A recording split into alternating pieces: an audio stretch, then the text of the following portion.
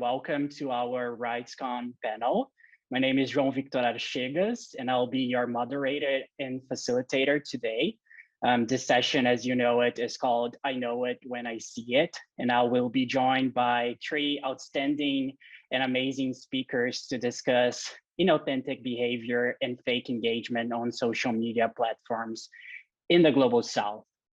So just to briefly introduce myself, I work as a research associate at the Institute for Technology and Society of Rio de Janeiro in Brazil, ITS Rio, which is actually the organization that is hosting today's session. And I have a background on comparative constitutional law, so I'm a lawyer in Brazil. In just a few moments, you'll be also hearing from our guest speakers, Evelyn Dueck, Luisa Bandeira, and Mehmet Bedi Kaya. And before I turn the floor over to them, I just wanted to make some brief remarks on 3 points. The first one is what we will be discussing today. The second one is why this discussion matters. And the third point and final is what are the questions that will guide our conversation during this 1 hour.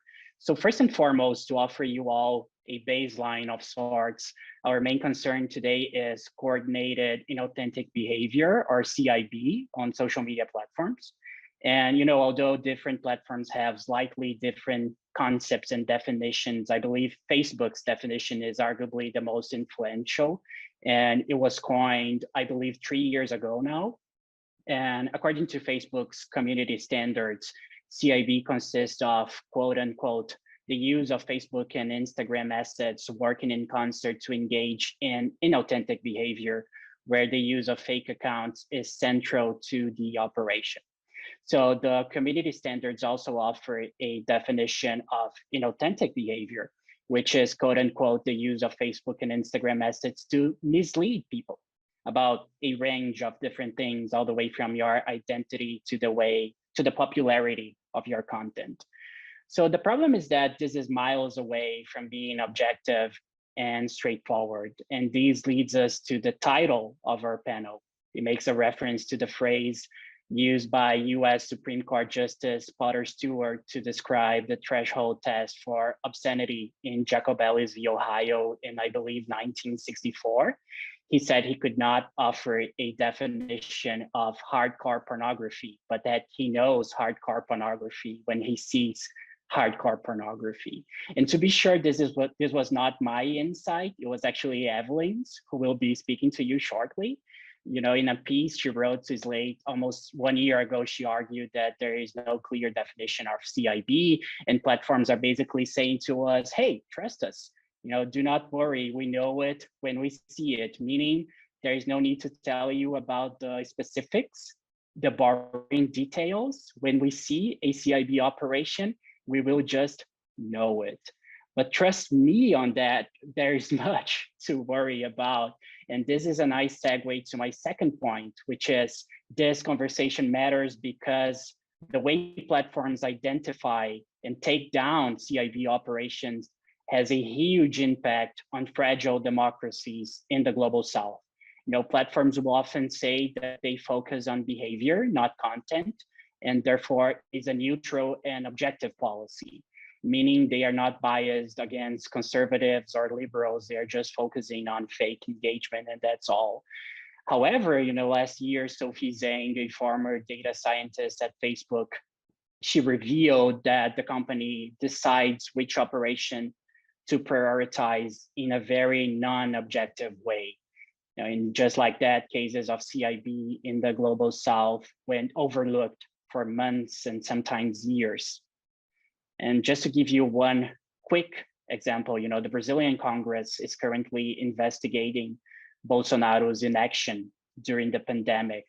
And a research that was actually published yesterday found that at least 78% of the attacks received by senators involved in this investigation on social media platforms is fake engagement.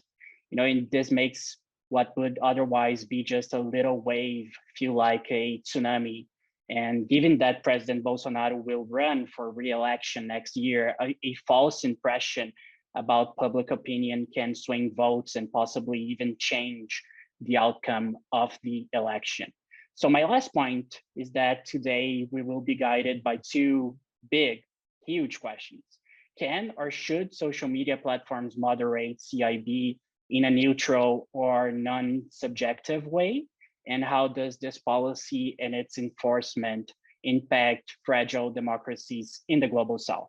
So without further ado, I will turn the floor over to Evelyn for her remarks. And Evelyn, thank you so much for joining us today. No, thank you very much for having me, and what a fantastic introduction. I fear you might have stolen all of my main points that I wanted to make, which is to sort of push back on the premise or the title of the panel a little bit, which is like, we're talking about CIB, coordinated inauthentic behavior, like it's a thing.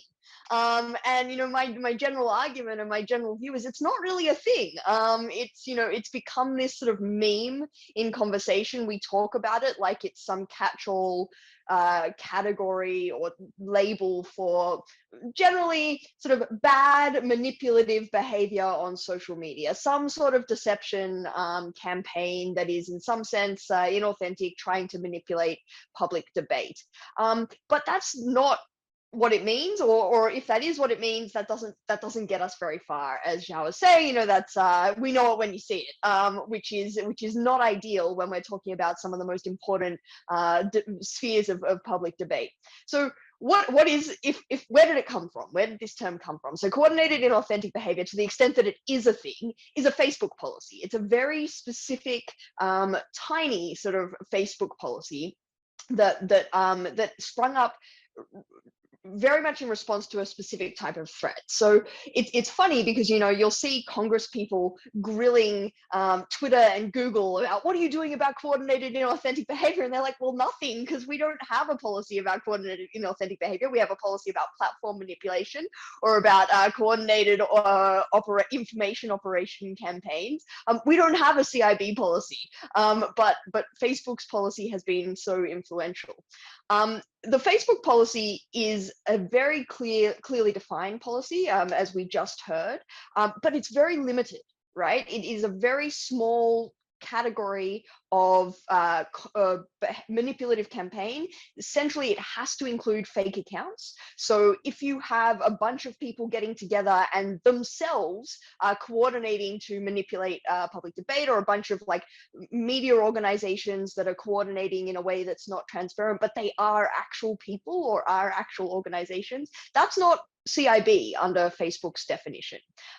It's actually a very accidental policy, and it rose up specifically to respond to the kind of Russian-style interference that happened in the 2016 election. Facebook didn't have a policy to deal with that kind of thing. None of the platforms did. They obviously got caught with their pants down and got grilled at Capitol Hill about that. And so they sprung up this policy and called it CIB to respond to, oh, we're definitely doing something about that now. One of my favorite facts about this is that from Alex Stamos, who used to be the chief security officer at Facebook. He told me that they were going to call it coordinated inauthentic activity, but they thought that CIA wasn't the best acronym for a policy within Facebook. So they went with CIB instead, which is kind of hilarious because now all of the platforms insist we don't take stuff down because of the content, we take it down because of the behavior. And that B has become a very important part of what the policy is. And it wasn't even supposed to be there at the start. They were going to use an A, but the CIA, the intelligence agency got there first. The other thing to note is that when we talk about it in general, and we talk about Twitter or Google and CIB, that's actually inaccurate in the sense that different platforms do look for very different things. And it's actually surprising how much divergence there is between the platforms. So we have very limited transparency about this, but to the extent that platforms do release data or reports about it, you'll notice if you take a close look that some campaigns that like Facebook says it's taken down don't appear in the Twitter or Google reports, for example, because they don't meet their specific definition, even though we are fairly sure or can be reasonably confident that that campaign would have also exploited those other platforms. We know that bad actors don't go, I'm going to exploit Facebook today. They go, I'm going to exploit the internet today. And that includes all sorts of platforms, not just one. And yet we see that different platforms have different priorities, different definitions. We don't actually know why some platforms take certain things down and other people don't. To the extent that we're going to spend a lot of time bashing Facebook today, and we should, because there's a lot of evidence of their inconsistency and opacity, I just want to note that one of the reasons why we're bashing them is to their credit, they have been somewhat more open and leading a public conversation about this. And I can't be on a panel without getting in my obligatory, what is Google doing? What is Google's policy here? I just don't know. It has this quarterly threat assessment group bulletin that it puts out, and it talks about coordinated influence operation campaigns. I literally could not tell you what that is. I have no idea what Google considers a CIOC. Just no idea. And the information that they release, if you go look at one of these tag bulletins, is extremely limited. There's a short paragraph saying we took down this number of accounts. It's kind of consistent with something that Facebook took down. No further details. At least in Facebook's reports, you get some screenshots and you have like a somewhat idea. Twitter, in certain circumstances, releases data sets. The data sets that it releases are much more limited than a lot of people think. It only releases ones that it can like specifically attribute to state-based campaigns. So if it is, for example, a commercial operation or something, some other kind of operation, or it can't be specifically and confidently linked to a state-based actor, they won't disclose the data. And that's a problem because, as we'll see in a second, much more of this is happening through intermediaries or information operations for hire. It's becoming a commercialized service. Let's talk about the general thing. Let's get away from the fact that we actually don't know what's going on and the platform definitions are very nebulous. One of the reasons why the platform definitions are nebulous is because we don't know what we want. We as a public aren't actually sure what the limits of an influence operation should be online. We don't know, where does a grassroots activism campaign cross the line over into inauthentic manipulation? If I post a Google Doc and invite all of my co-activists for some cause, justice for puppies, and I get everyone to tweet out the same hashtag at exactly the same time, is that coordinated inauthentic behavior? It looks a lot like a lot of the campaigns that we think are problematic, but justice for puppies is a great cause. Who can be against that?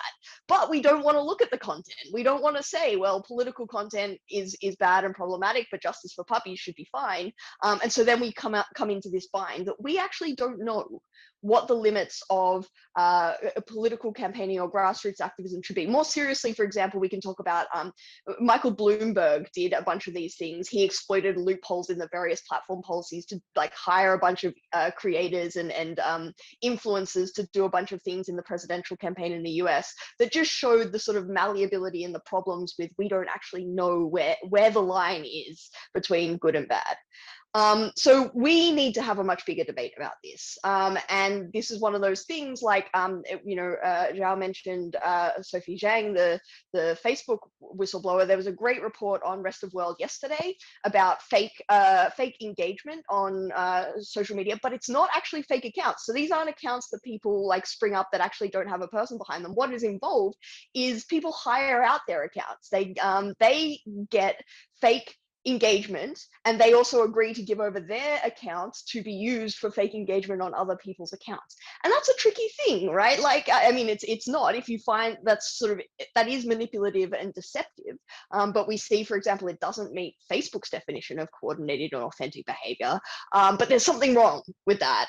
That feels like not what we want from platforms. And the interesting thing about that, the point that she made in this article is different regions of the world have different kinds of problems, right? So she was saying this is a really big problem in the global south, not so much a problem in the US or in the West. And maybe that's why it hasn't got as much attention from the platforms as a problem, because we know that platforms are generally very responsive to a small slice of Western media, to the Congress here in America. We know, for example, that the whole CIB policy only exists because of something that happened in the US, regardless of the fact that this has been happening in various parts of the world. And I'm sure we'll hear more about this today for a very long time. The other sort of quick points that I want to make are about foreign versus domestic. So we, for a long time, sort of focused on the idea that foreign interference was especially bad when one state targets another state. And that was where sort of enforcement priorities started. We are seeing many more evidence everywhere around the world that domestic campaigns are much more frequent and much more problematic. And that sort of makes sense too, in the sense that, like, of course, politicians will want to exploit their own environment, and of course they're probably going to be better at it, right? They know the local context, they know the buttons to push, they know where the weak points are, and so potentially a domestic campaign is more likely to be effective. The other thing to say is that enforcement from platforms so far has been heavily skewed geographically. So if you look at it, we've seen a lot of Russia takedowns, we've seen a lot of US targeted takedowns. And the problem with this opacity is we don't know if that's because Russia and the US are the worst actors and the most targeted, or whether it's because that's where platforms are directing their attention, although there is increasing evidence that it's probably the latter rather than the former. And that's deeply problematic because, as we've said and talked about, these problems are everywhere, and they can be much more pernicious and to more vulnerable societies that also don't have as much awareness about the problems. We do know that platforms are getting better and they are taking this more seriously than they did, but again, it's probably only in certain regions and in certain for certain threats. The only other thing that I sort of want to say before closing is that one of the problems here that we don't know is how platforms detect this stuff. They are working together more and more. They come out and they say we are, sharing data and things like that. And we also know that they take tips from government, but we actually have no sort of visibility into those relationships. We don't know which governments they work with. We don't know how they sort of work together. There's obviously real problems with relying on governments to give tips or to sort of influence when and how they enforce against information operations. And this, like the most prominent reporting about this has been in situations in India, for example, where it seems like executives that have overly cozy relationships with the government there have stepped in to prevent what would ordinarily be CIB kind of takedowns or other kinds of enforcement actions against manipulative behavior online, but they didn't want to upset the BJP.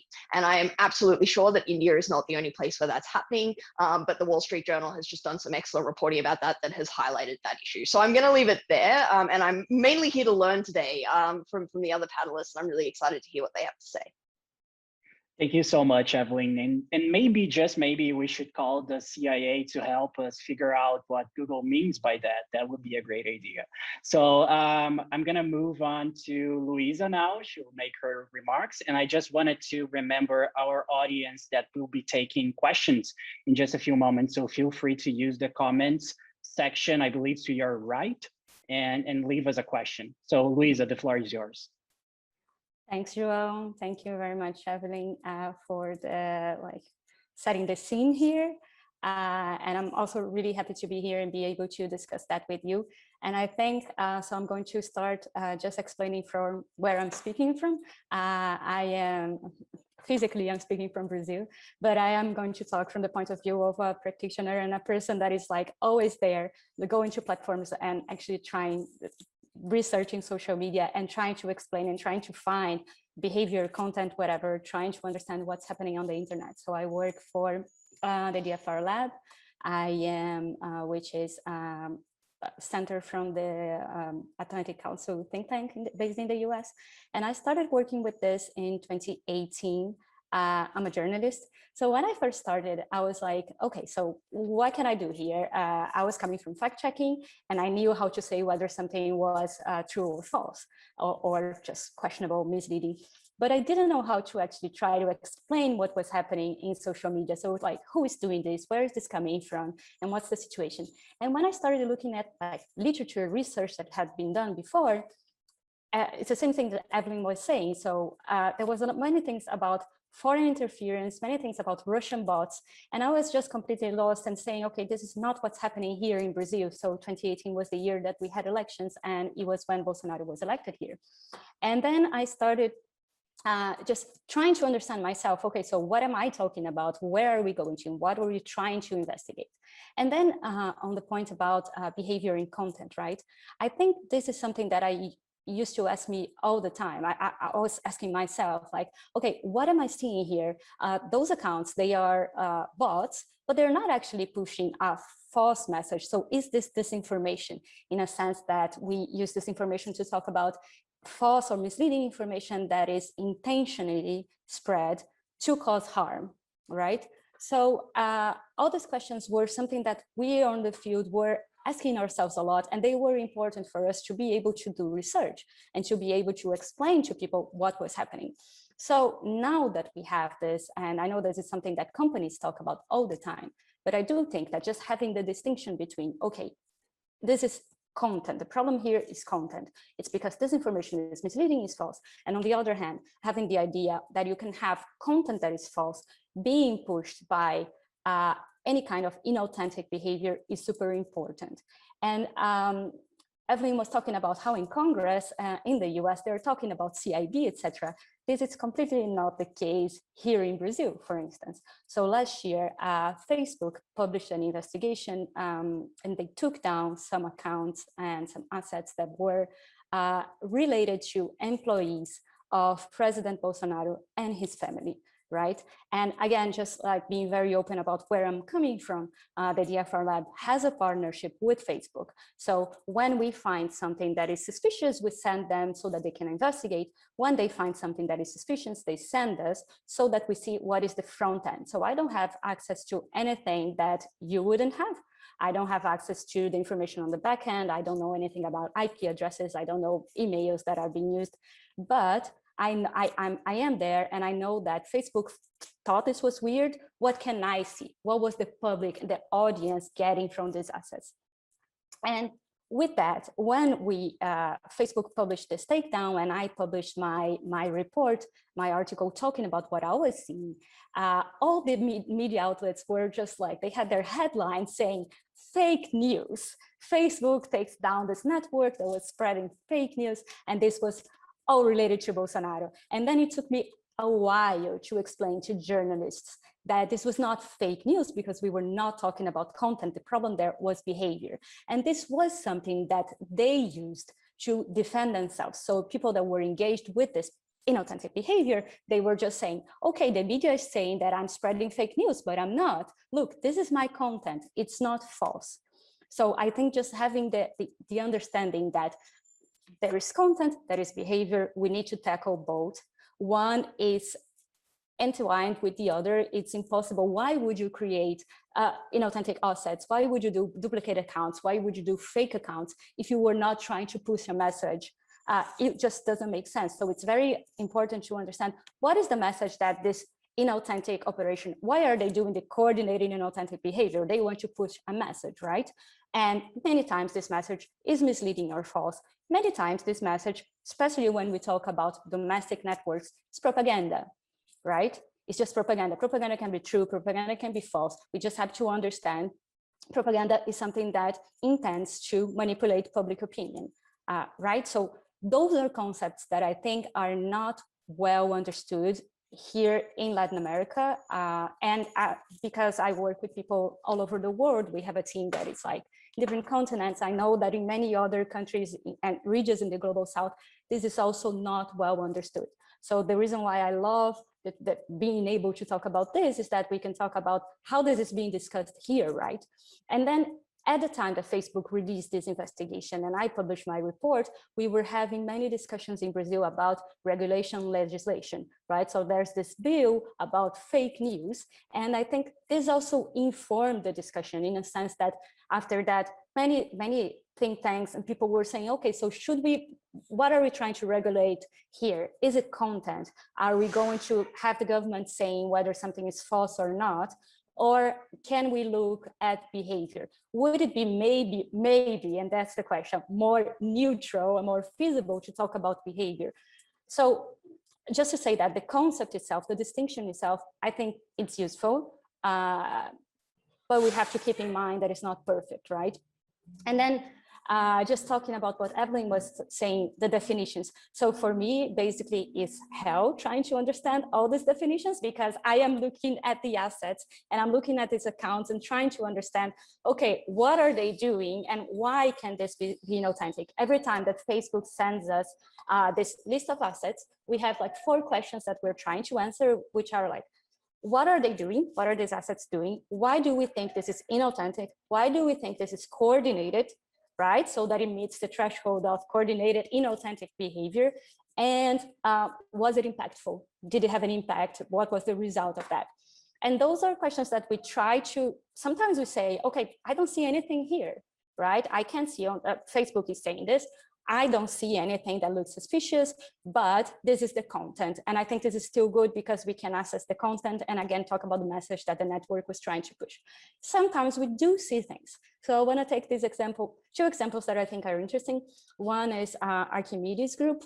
This was an PR firm based in Israel that was taken down in 2019, I think, and they were targeting different countries, including Honduras, right? So it was a marketing firm, PR, targeting on Honduras, and this was like not many of their assets, but this was attributed to Archimedes Group. We couldn't talk about the government there.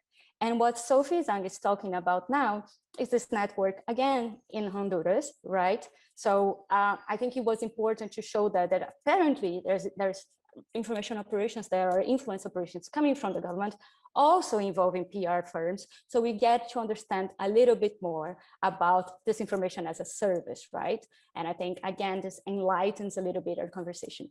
And then Brazil. Brazil, it's been like, so this past week has been so interesting here, because what happened with this Brazilian takedown? As I told you, since 2018, people have been talking a lot about fake news in Brazil, not really understanding like, so fake news means inauthentic behavior, means content that is misleading, means propaganda, means everything. And both Congress and the Supreme Court and the federal police were investigating this. This past week, we had access to the investigation of the federal police. They were trying to understand who was behind acts, protests in Brazil that were calling for the closure of Congress and the Supreme Court. So they were deemed anti-democratic acts, right? And they were trying to understand who was financing this. In this investigation, they ended up using my article and my report, my investigation done with Facebook a lot. And this meant that they asked Facebook, okay, why did you take down these assets? And now that this is public, we had this like very rare opportunity to see how Facebook puts it. What are the terms that they use? Facebook publishes an coordinated inauthentic behavior report every month, but they don't say everything specific about each asset. And in this investigation, we are able to see each asset. So now I'm able to compare what I saw to what they saw. And this is super interesting. For instance, in one case that I thought the account was suspicious because it was a fake account. It was using an image from another person's account, a Facebook user from the US, and they were just going to different groups and spreading pro-Bolsonaro messages. And then Facebook actually said something like, infrastructure signals shows that this is related to the creation of fake accounts. So you're actually able to compare and see what I'm seeing in the front end, so what is visible to everyone and what Facebook is seeing. They also sent them some emails, IP addresses. So now we know that like many of this activity of this network was coming from the presidency's building, right? Congress, one account was accessed in Bolsonaro's house in Rio de Janeiro. So we actually, we understand much more about what's happening.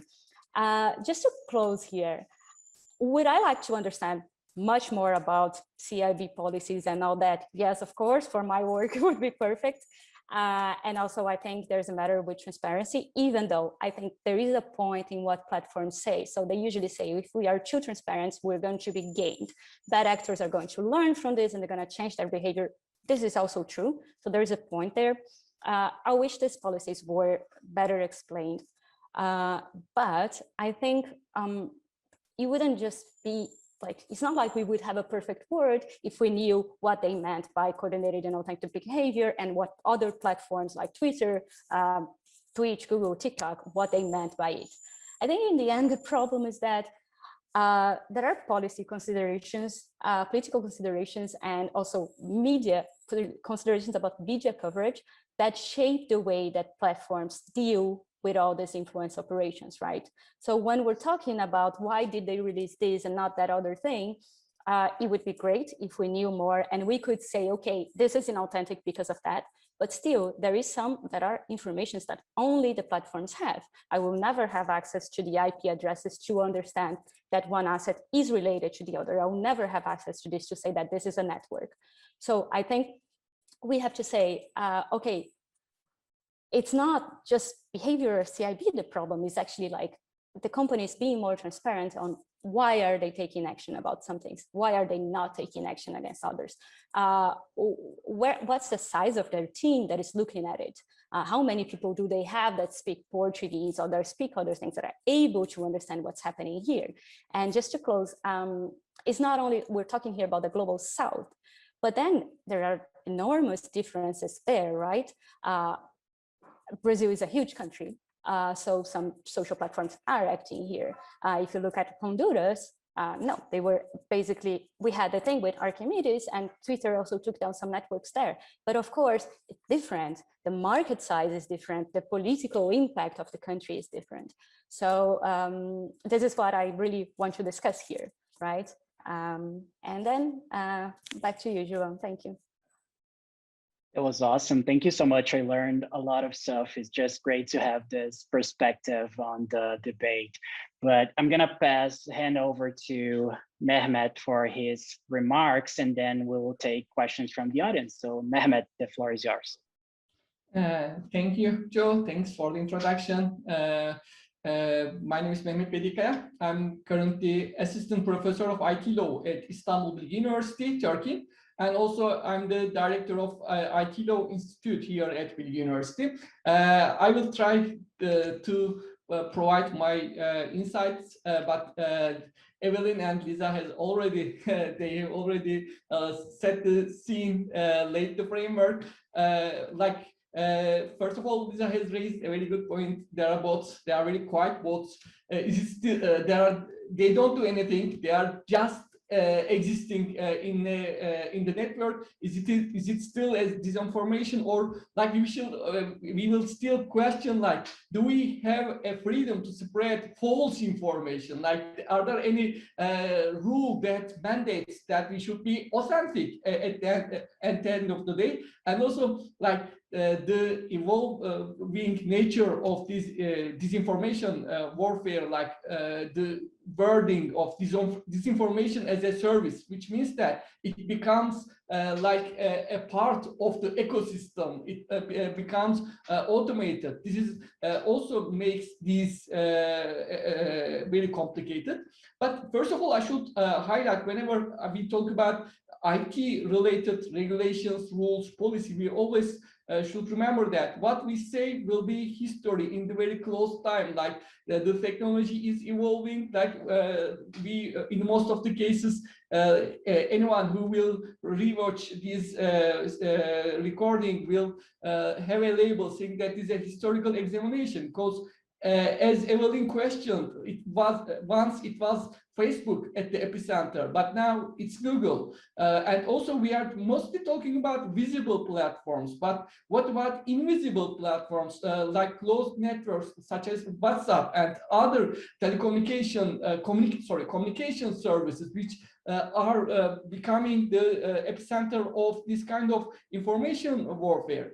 There are different kind of grounds, motivations, different kind of layers. And also, I will again refer to Evelyn. I really like the word, like we are conducting a totally personal campaign for justice for puppies. But there could be some trolling, manipulation, and there could be a misuse. Like it's not our very initial, perhaps, purpose.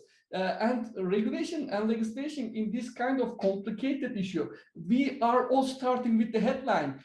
I know it when I see it, But the problem is that in the most of the cases, I will not be able to see it, or I will not be able to realize it, because the issue is that when the Supreme Court judge tried to evaluate, saying that I will have at least a threshold of understanding what pornography is, so that I will appreciate, I will evaluate it, and I will have a conclusion. But the problem is that when we talk about disinformation, we should always know that the main purpose of disinformation isn't just spreading false information. The main purpose is changing the threshold of the truth. So if you change the threshold, at the end of the day, it will be your benchmark, and you will not be able to make an evolution. So even if you see it, since your settings has been manipulated and threshold has changed, at the end of the day, your reaction will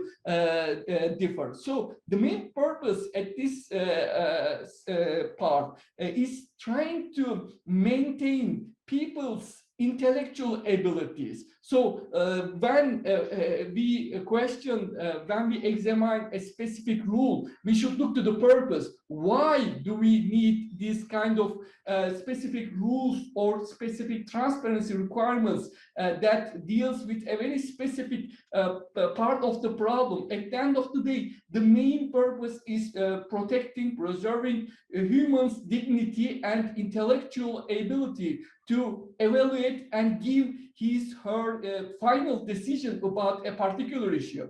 But when it comes to the regulation at that scale, it's also a complicated one, because it's not just typical internet law legislations or social media rules. It also relates with data protection rules. It relates with election laws, legislations, national security and intelligence laws. And also the story of each jurisdiction, each country is unique, because the threats are different, and at the very same time, people's digital skills are very different. For a country where Facebook is dominating the social media use, the evolution and the examination at the end of the day will be about the visible manipulations. But when it comes to more countries where people choose to use WhatsApp for almost all purposes, but have a very limited social media use, then we will have another story. And also, when we look from the legislation's perspective, again, it's really hard even to make a taxonomy, because let's just start from social media companies. They don't have representation at each jurisdiction. They even do not provide local support for any kind of legal protection, even for protection of personal rights of individuals. So the rules that will be applied is quite different. And also the transparency requirements are also different. When we talk about transparency as social media, in most of the cases, like following the German Network Security Act and other countries, like including Turkey, who followed up the steps of Germany, we just think that the notice and takedown numbers are considered something about transparency, but transparency isn't something like that. Transparency is about also related with accountability and what you do within your internal system to prevent any misuse. And also, if there isn't any representation, if the state at the end of the day they need to use some technical tools for taking down this kind of disinformation, then deep packet inspection practices are increasing. But this also creating another problem. For the sake of preventing disinformation, this leads up more state surveillance. Then this state surveillance has other chilling effects at the end of the day. And again, I'm reverting back the relativeness of the content. The content is relative. Even consider that within a country there are different kind of interpretation or political response to a very specific case, a specific content, a specific problem. Now we are trying to talk about regulation, but how? Like again, self-regulation is being considered as an efficient way, but I think we will also think about co-regulation, and we will need some prophets of truth who will help us, like flaggers of content, and also that we reverting back to the most basic internet rule principle, which is multi-stakeholder participation to these kind of problems. So it's not just about regulating the platforms. It's not just about we have a very bad content that we want to take down that content. We are trying to create a safe environment for doing all of our businesses, enjoying the life, having interaction. So the issue is getting complicated. Like just from Turkish law perspective, there were some, when we look at to this kind of issues, we don't have a direct, for instance, regulation taking down this, but we have seen there were some regulations for unsolicited text messages or spam calls that has been incorporated into the election law, saying that when you organize an election, the parties should avoid from having a direct contact or mass information, sending the mass information to voters. But this was a issue of about 1 decade before, because the technology is changing. Now it's not just about sending a message. Now it is about changing the behavior, changing the threshold, and also at the end of the day, we have bots. They don't do anything, but their existence could also lead to other interpretation, and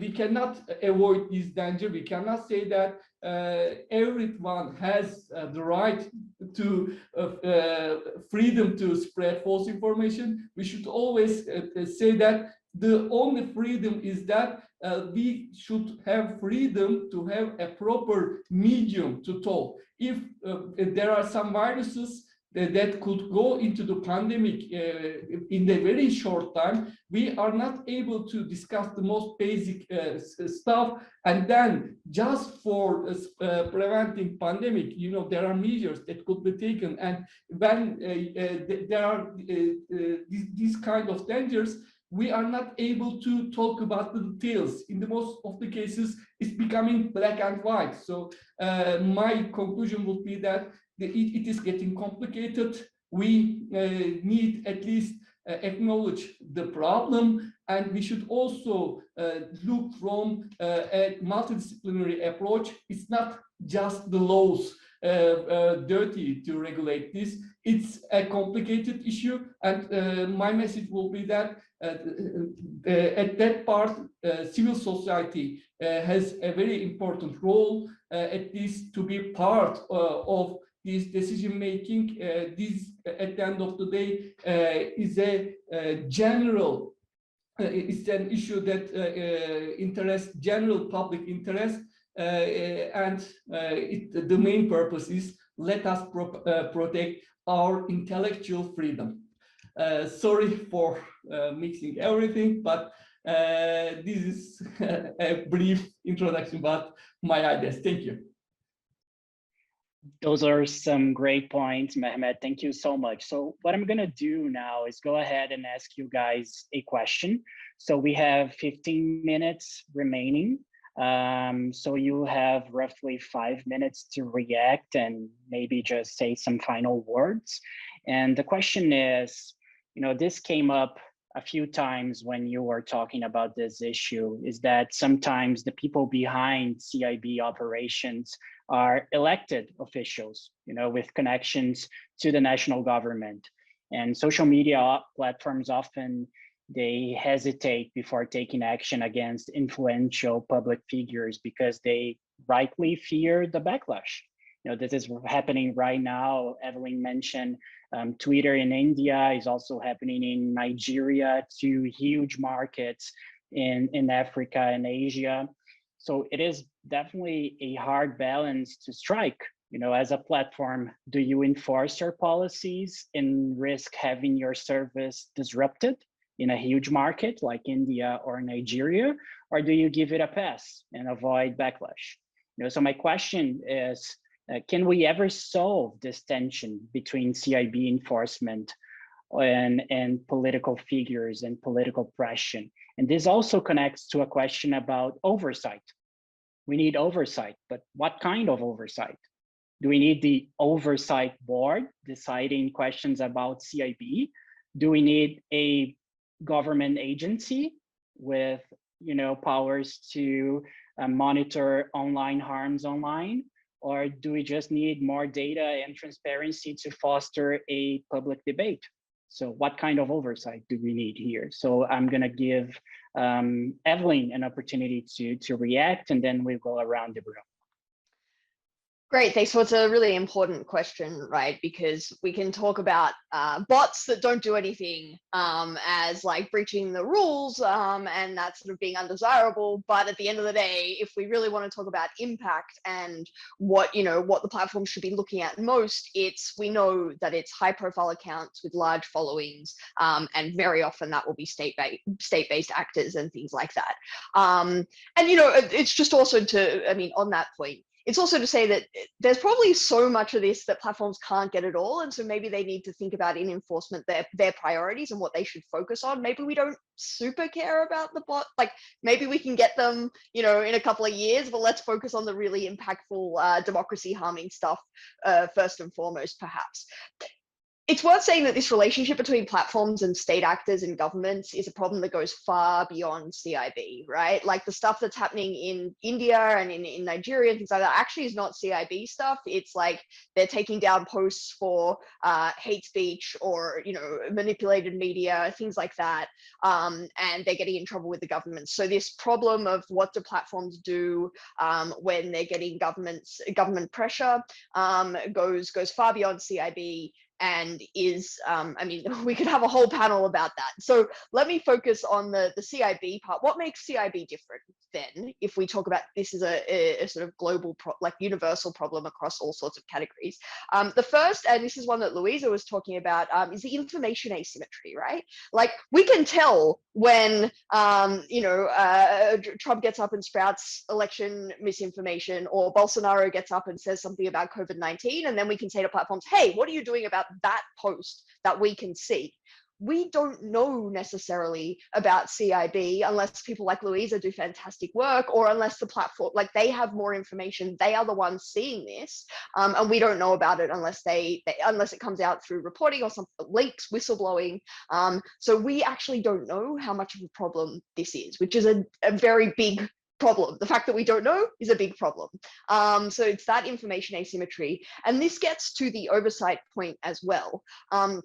There's something different here about CIB that makes it different to a lot of other speech related questions and things that we have. Like we can argue how much is the harm, what's the balance of harm versus political speech when a speaker is coming up and saying something awful, but do we want to know about that because they are the president, for example, and we want to be able to vote them out because we know that they say these awful things. There's a sort of a technical aspect here that, like, do I have confidence that the members of the oversight board, for example, understand how these campaigns work and how these campaigns exploit the affordances of platforms? I'm not sure that's their expertise. And it makes it like, I don't understand a lot of that stuff. That is like, I'm not a technologist. I'm not I don't investigate the behavior on, I leech off the insights of people like Louisa. And so are they the right people to be drawing these lines between what is good and what is bad and things like that?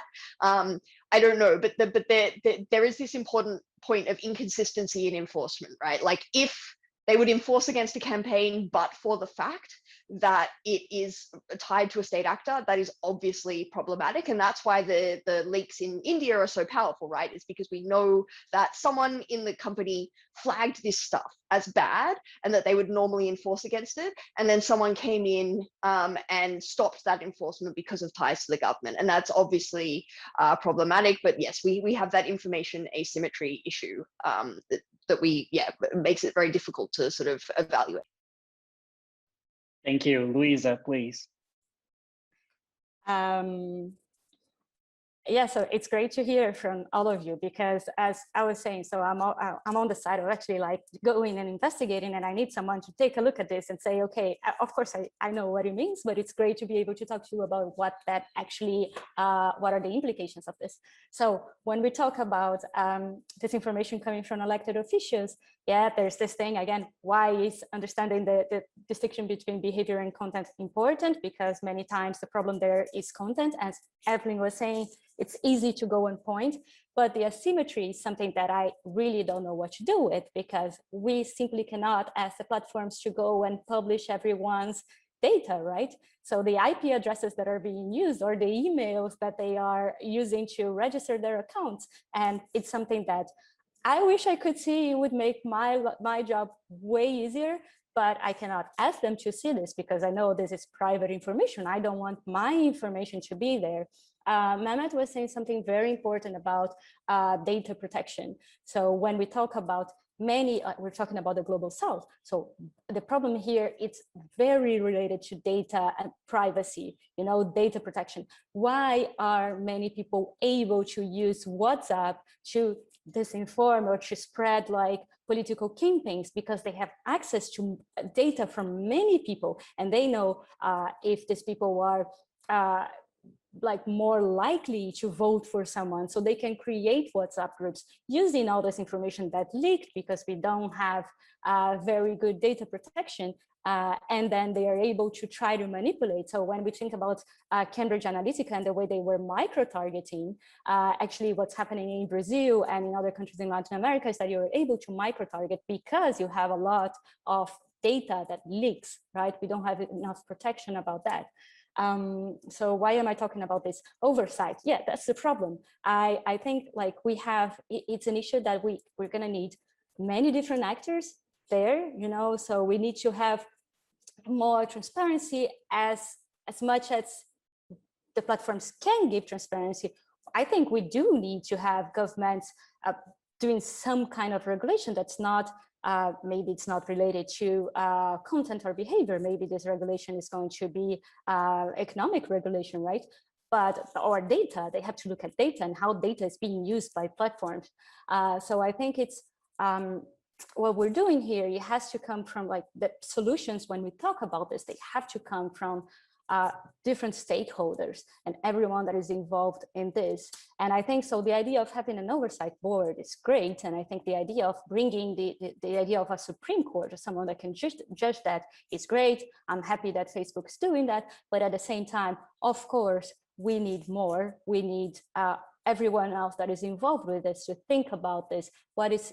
What can we do in terms of like oversight and being watchdogs to platforms and to governments, right? Because these governments, they are also exploiting all these fragilities, vulnerabilities, and also sometimes they know that nobody can have access to this data. So let's do this, this, and that, right? So I think it comes from different sides, and we need an answer that is multiple. Yeah, that's a great point. Sometimes we only blame Facebook, but we actually need to push back on the government action, the government side of the thing. But yeah, thank you, Louisa. And now Mehmet, please. Thank you. There is a word being used by lawyers, mostly confuse them if you cannot convince them. So indeed, still we talk about a protection against being confused, because it is also I think a harassment, damage to humans' intellectual beings. So it's really getting complicated. Like we don't only have information as asymmetry problem. At the end of the day, even if we have the information, consider that all the data is with us, still we lack the tools to analyze them, because it requires a big data analytics. So at the end of the day, it's not about we don't know it. Even if we have it, we don't know how to analyze and solve the problem. And also, again, there's still, I will refer to digital literacy level is also changing the game, because when you read, there are really good Council of Europe's decisions. There are different kind of international declarations laying down a duty on the states to enhance digital literacy. So at the end of the day, if the states fail to this on purpose, it also has an outcome in the context of disinformation. So in the most of the cases, different kind of duties related to education and training has also outcomes at that part of the problem. And also, when again, when we talk we talk with social media companies, they say that we cannot simply tell that it's complicated. But I think if we need to lay down a rule principle, I think it should be simplification dirty, because you can do something very complicated.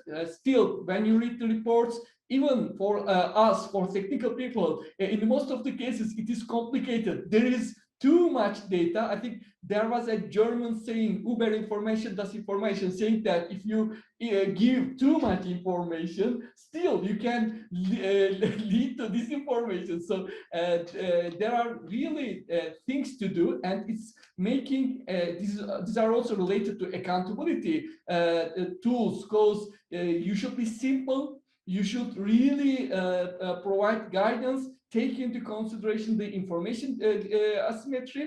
And also, as a last word, you know, we are talking about a global problem, a current problem, a modern problem, but we shouldn't forget that law at the end of the day, just the typical legal rules could also help us. Like since Montesquieu, we are talking about separation of powers. This is a thing that humanity has considered as a good way for providing harmony within the state. But now we are talking about oversight board. For instance, they lay down the rules, they enforce them, and they act as a judiciary. So again, we should also question about the subsidiarity of this approach and the separation of powers from this perspective, if in a different scale, in a different context. So there are too many things to say, and in the course of time, I think that particularly digital literacy, when it is getting in a better situation in the countries who have a better digital literacy, they have less problem in that regard. So it is all connected. But I'm repeating, if a state particularly on purpose limits the access to internet, make the education on digital literacy inaccessible, or making that doesn't invest, and that part of the problem, this also create another political accountability issue. Thank you. All right, so I believe that's a wrap.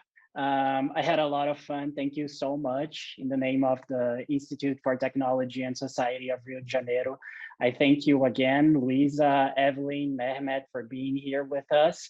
And I see you around, hopefully in person. All right, thank you so much. Thank you.